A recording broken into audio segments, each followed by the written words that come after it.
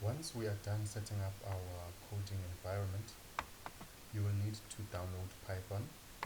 Okay, so go to this URL, www.python.org/downloads, and download Python. Okay, just click there. Python will be downloaded. Then you need to install Python. Okay, I have already downloaded mine, which is right here. Okay, double click on that, and okay, so my Python is a bit outdated, and then I can just say upgrade now, and if I click that and accept this,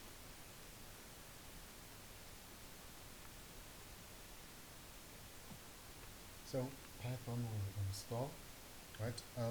I think before you reach this stage, you will be asked to add Python into your environmental path. You need to accept yes. Actually, you need to select yes on that option. Right, so the install is done. So for us to confirm that our Python is successfully installed, let me just close this.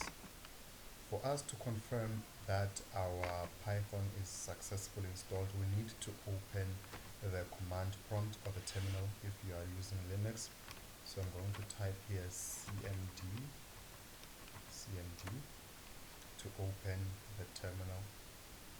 And once the terminal is open, we're going to need to type python-v to check the version of the Python.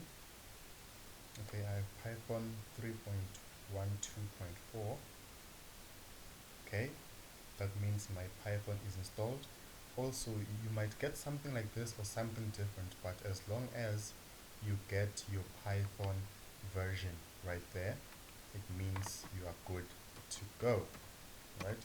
Even on Linux, you use the same command, the python space -v, right?